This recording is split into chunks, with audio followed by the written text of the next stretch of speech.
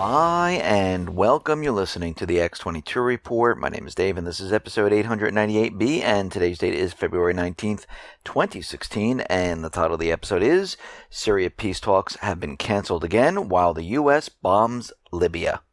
Let's get into the economic collapse, political, and geopolitical news. Now, as we discussed in previous reports, we realize the government and its agencies, they want to continually spy on the people.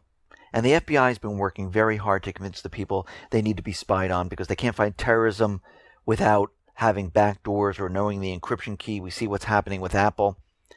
And they've taken this to the next level. The Senate Intelligence Committee Chairman Richard Burr, he's working on a proposal that would create criminal penalties for companies that don't comply with court orders to decipher encrypted communications. So, I guess Edward Snowden was right. The FBI is creating a world where citizens rely on Apple to defend their right rather than the other way around. Now, the bill could be written in a way that modifies the Communications Assistance for Law Enforcement Act of 1994, which compels telecommunication companies to construct their system so they can comply with court orders. And they might apply this to technology companies. And we can see all of this is being done because they so desperately want to spy on the American people.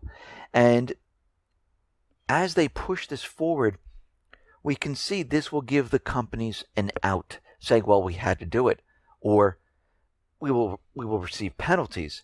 So this seems to me as a type of a setup where the companies sat out there saying, listen, we're trying to protect your freedoms, but we can't because the government is saying that, listen, we have to do this or we're going to be penalized. And we'll have to see how the companies react if this bill goes through.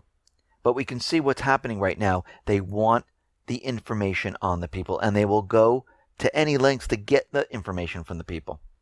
Now, the government is coming up with many different ways to fight terrorism. Now, some of them you might say, okay, that sounds right. It's a good way to fight terrorism, even though a lot of these things that are happening are false flags. But, they try to make it look good. And then there's other ways where you just scratch your head and say, wait a minute, what do they want to do? Well, we already know there are certain companies that, like to have security and they fingerprint you. There are companies in Sweden where they insert a chip into your hand right between your pointer finger and your thumb. And having that chip in there allows you to enter the building, allows you to make a phone call, it allows you to use a copy machine, and they always keep track of you of all the things you're using and where you are in the company. Well, the government, they might want to implant everyone with a chip in their hand. And the technology discussed very quietly behind the big curtain is already employed in Sweden in a private firm.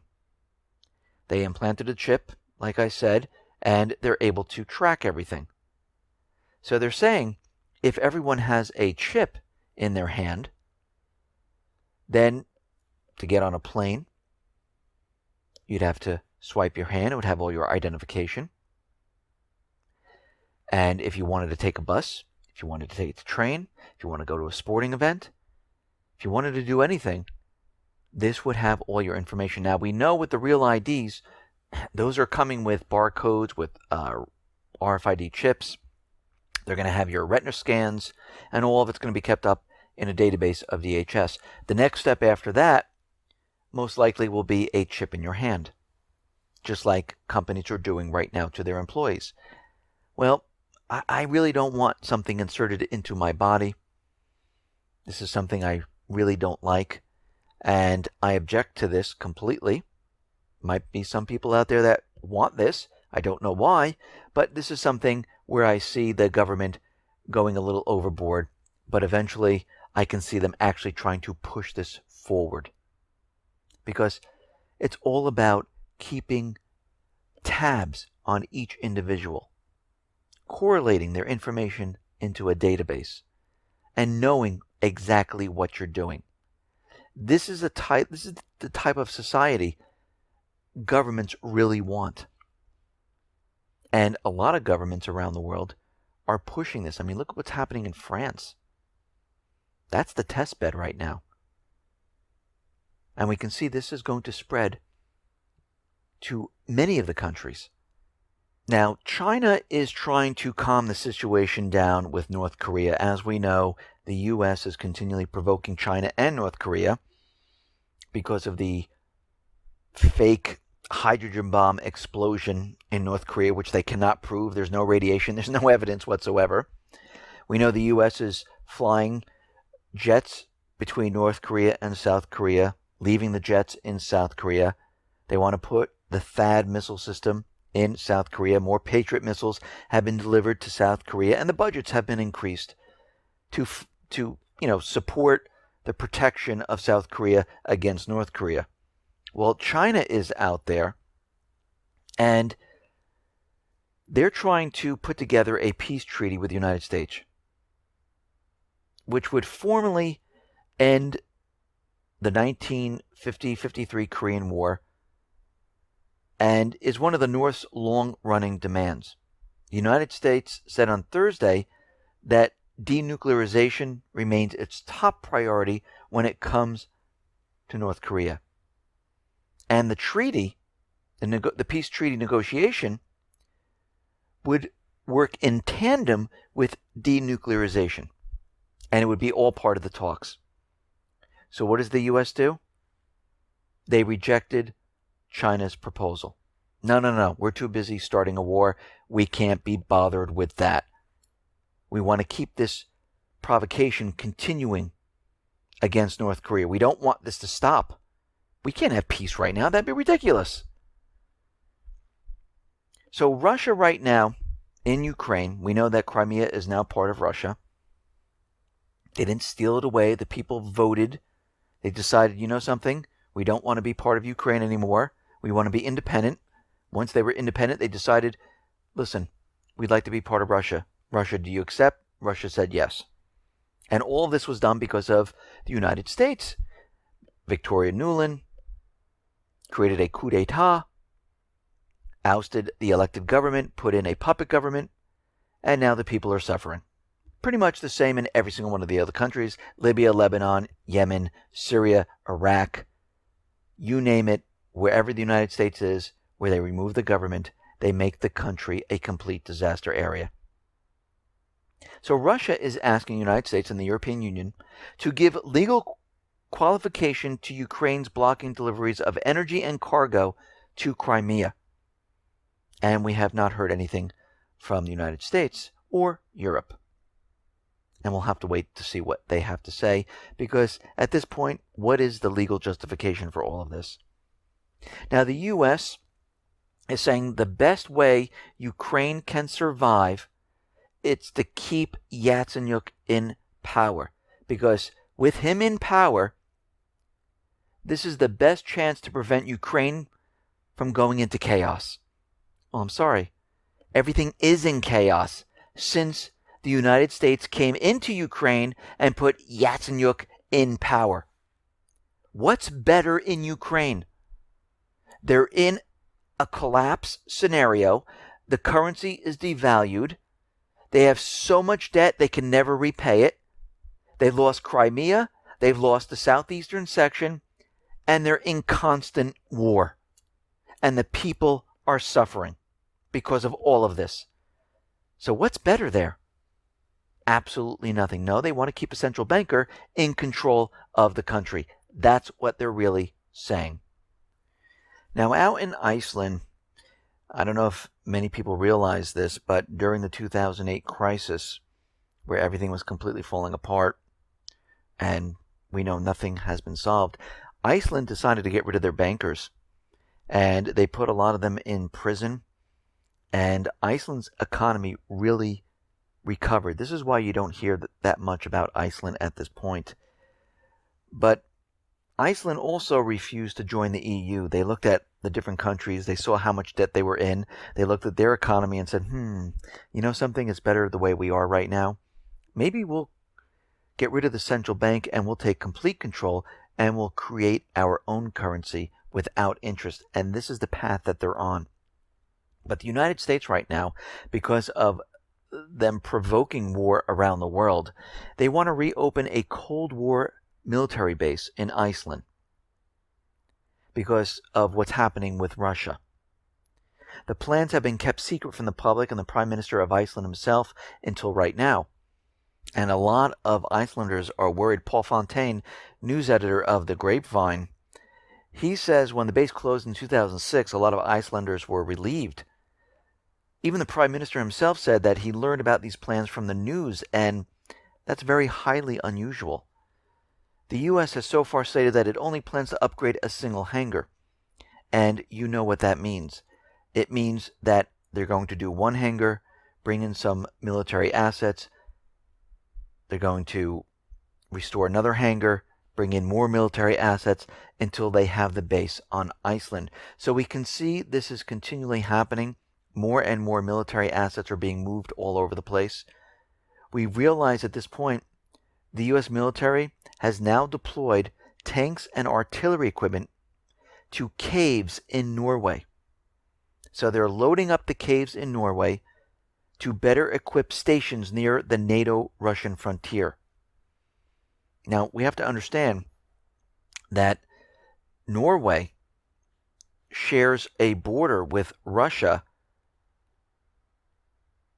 which is about 121.6 miles long. And we see what's happening right now. We're seeing more and more military assets being moved and stored away. We see bases are being created. We see missile systems being moved. We see the encirclement of China. We see it with Russia. What are they preparing for? Why would they be doing all of this at this point if they are not preparing for war? Well, that's exactly what they're doing. They are preparing for war. Right now, the new U.S. Navy, because of what Russia and China have, they're looking at this and saying, okay, we need to have missile systems that can kill ships. Because right now, Russia and China have these missiles that can travel very, very far. China has the Dongfeng, which is the DF-21D missile, which can travel 780 nautical miles. Russia has theirs, which can travel about 2,500 kilometers with 3-meter accuracy. And the United States has nothing because they didn't go down that path. Instead, they decided to build aircraft carriers. And these aircraft carriers are sitting ducks against these missiles. There's no defense against them. So right now, the U.S. Navy, they're going to be creating ship killers.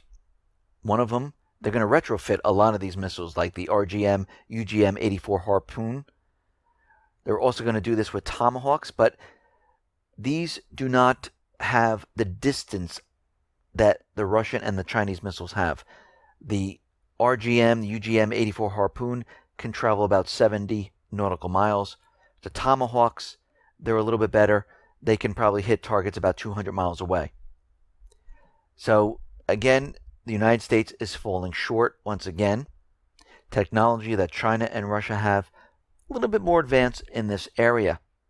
And we have to say that Russia and China, their fighter jets are quite a bit better than the U.S. The U.S. is having a lot of problems with the F-35. It's basically a lemon. A lot of problems with that. But we see right now that all of this is being done to prepare for this upcoming war. And the way I see it now in all the war games they are playing right now, the U.S. does not come out as a winner. And at this point, I do not want war. I'm against war. But what we're seeing right now is that these neocons, these warmongers, they are continually pushing and preparing for war. We see the U.S. has already started bombing Libya. Yes, they're going after the Islamic State. No, they're not. The United States delivered the Islamic State into Libya. They airlifted them out of Syria and Iraq. Iraq officials saw this. It was seen in Syria where Turkey, Qatar, Saudi Arabia, the United States were moving their assets into Libya. Now, we've been looking at this for quite a while, and we knew eventually the United States was going to go into Libya somehow, some way, because at first they wanted a unity government, which is really a puppet government of the United States. And the unity government was going to invite them in. Well, guess what? That plan has not worked out. So their backs are against the wall. They're running out of time.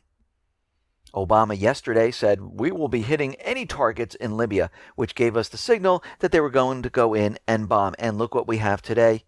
U.S. warplanes are now bombing Libya. They're not bombing the Islamic State, just like they didn't bomb the Islamic State in Syria. They're bombing the elected government in there. They want the puppet government in Tripoli, because that's what the Constitution says. The government that is in Tripoli, that is the government. We're going to see more of this. I know the corporate media is out there and the U.S. government saying we're not going to be putting troops in Libya. But guess what? The plan is already done. Will it be U.S. troops? Maybe not. Maybe there'll be a small contingent of soldiers moving in there. But most of them are probably going to be the coalition forces. And we know France has been flying reconnaissance missions over Libya. And at this point, we see that Libya's neighbors, Egypt, Tunisia, Algeria, they're closing their borders. They're securing their borders for what is coming, because they know there are going to be more strikes in Libya. They're building up to it right now. Here we go, everyone. We're going down that path where they're going to try to take Libya back. This is turning out to be a full-out war in the Middle East. Now, a lot of people say we already have war, but they're not going to recognize it until they have the big bang, where we're actually fighting Russia. Yes, we're using proxy forces to fight in different areas, but we're heading down this path, and it's scary.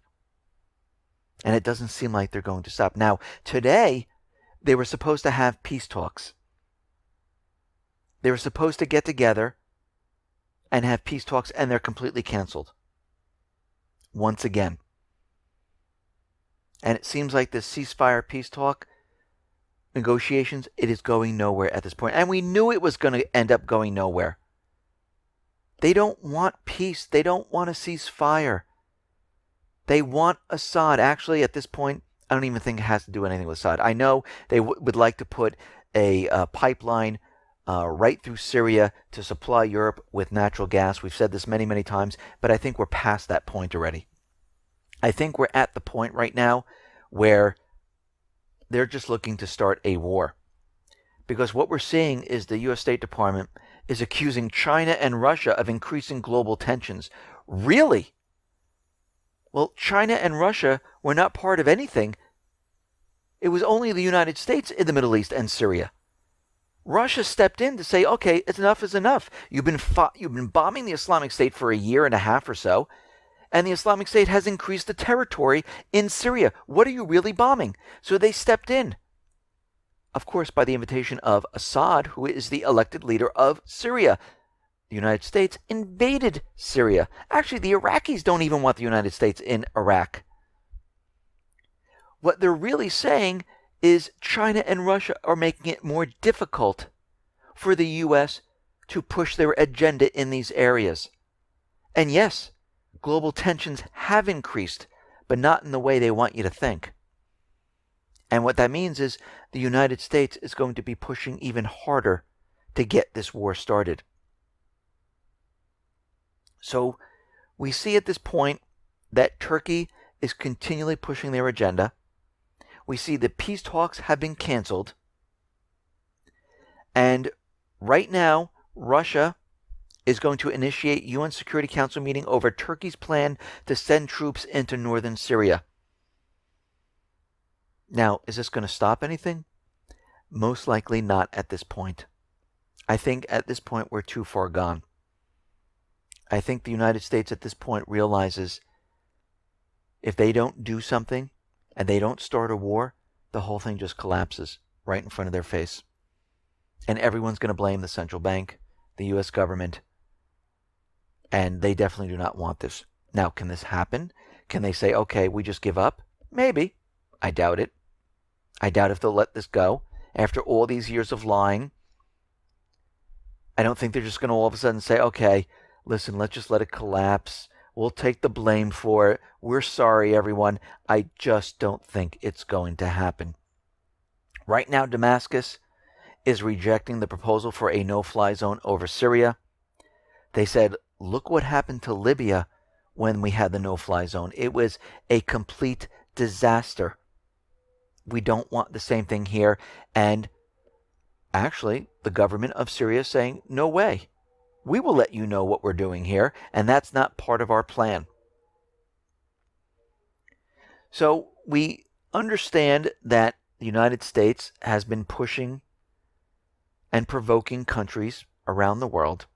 We know that they're preparing for a major event. We're going to probably see more of these false flags as we move into the middle of the year, because things are going to accelerate. The economy is going to get worse.